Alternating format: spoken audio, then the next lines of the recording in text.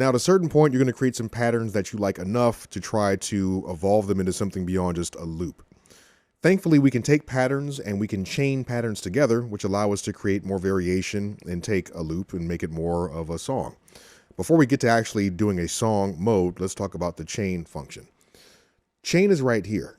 And as the name implies, it allows us to chain together different patterns so we can play them in a specific order. Now, before I do that, the pattern that I have right now, G03, it's just this. Now, I could take this pattern and I can copy it to different pattern slots. I can do variation to the different patterns and then kind of chain them together to make this feel like more of a song. So what I'll do first is I'm going to copy this pattern. To do that, I make sure that my grid recording mode is off, and I can hold function, press copy, that copies the pattern. Now I want to go to a different pattern slot and paste this. So I'm going to hold, I'm in bank G, I'll go to G4, and I'm going to paste this pattern here. Now what I'm thinking of doing, in fact, you know what? I'm going to paste this a few different times. Let me go to G5 and I'll paste this here. I'll go to G6 and paste that there. And maybe I'll even go to G7 and paste this here. There we go. All right, so now from G3 to G7, I have the same pattern copied. Now, if I jump from pattern to pattern at this point,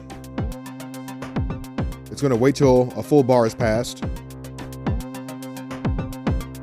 because each pattern is 16 steps long. Now, there's a different way that we can change the different patterns, which can be really, really helpful. I'm going to describe this before I go into the chain mode. Under the bank group, there is an option that says direct change. Now, if I hold function and I press this determines what happens when we go from pattern to pattern. The default mode is, well, actually, that's not the default mode. Here we go. The default mode is sequential, which means that each pattern will play until it reaches the end of its pattern length and then jump to the beginning of the next pattern. This is the mode that we have to use if we want to use the chain mode. But there's other options. Hold function and hit direct change again. There's direct start, which means that the minute I trigger another pattern, that pattern is going to start at the very beginning and won't wait for the pattern that's playing to finish. So for example,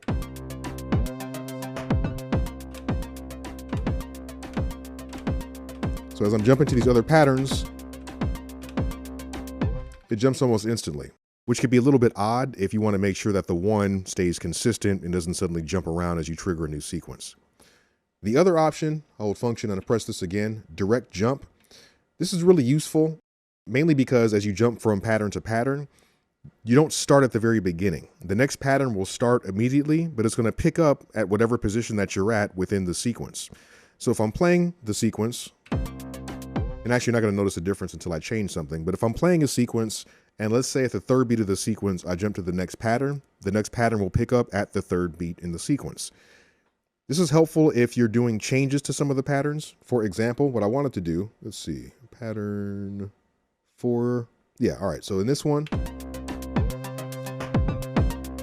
if I go to one of my tracks, let's say track 2 has my little bass sound there, I'm going to transpose that track down an octave. Now we know that we have a transpose button here where we can transpose our tracks by a certain number of semitones. This is a non-destructive way to do it. If I want to transpose this track down an octave and I'm not worried about trying to undo it or change it later, I can use a destructive method of transposing, which simply means that I would hold this down and then I can just use my arrow keys to transpose it, and it'll basically change the notes. It'll shift the actual notes that have been entered into my sequence. So let me go ahead and mute some of this other stuff. There we go. So I'm focused on track 2. I'm going to hold down track 2.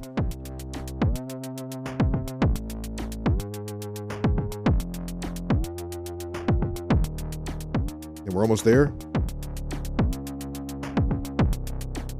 There we go. Now, when you do that, you want to make sure that you keep track of how many semitones that you're transposing. It doesn't tell you. I just made sure that I went down by 12 semitones, down an octave. All right, so now my direct change mode is on. I'm going to jump from sequence to sequence and pick up where I'm at in that sequence. So I'm going to go from G4 to G3.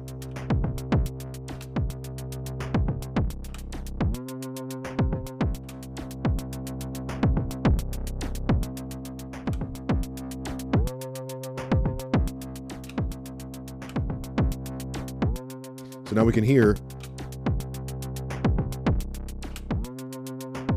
I'm able to jump from one sequence to the next right in the middle, and I'm still able to maintain the timing of everything, so everything doesn't suddenly go off beat. It's going to be really useful, but for our chains, this is not the method that the chains utilize. So I want to make sure that I go back to the sequential mode. My chain mode is here.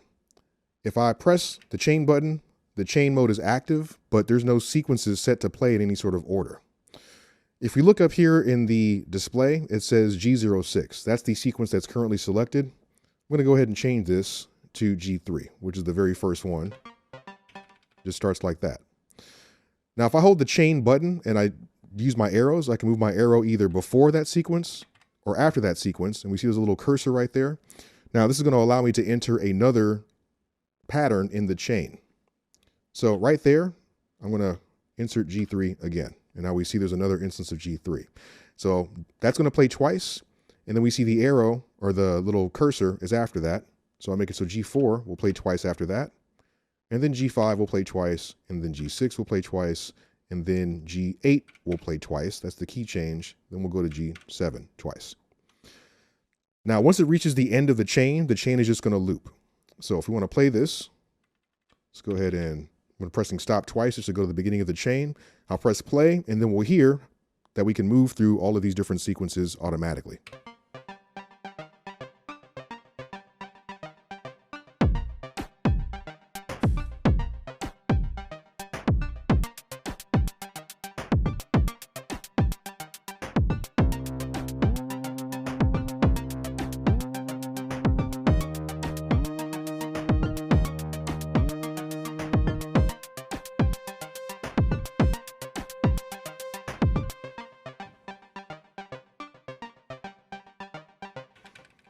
All right, so we can hear that there. Now, again, that's just to demonstrate that we can make these patterns play in some sort of sequence. Now, if I wanted to, I do have some patterns that I played around with earlier. I'm going to get out of my chain mode. Oh, one more thing I'll point out.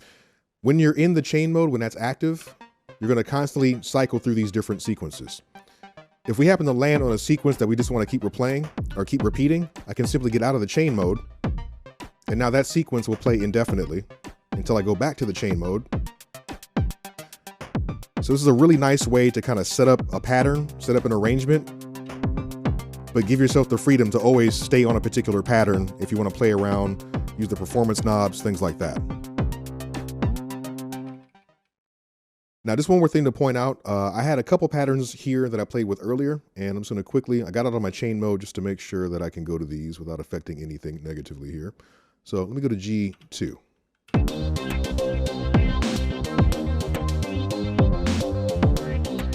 Uses a completely different kit. If I go to G3, I go back to the new kit that I just made. So what happens if I try to incorporate this G2 pattern into a chain with all these other ones? Well, we'll be able to switch not only the pattern, but also the kit. So just some things to keep in mind, okay? We can transpose the notes per pattern so that we can switch to another pattern and enable a key change. We can switch to another pattern that has an entirely different kit. There's a lot of different ways to play around with chaining these things together. And once we get comfortable with chaining our patterns together, we can start to create more fully fledged songs directly on the Analog 4.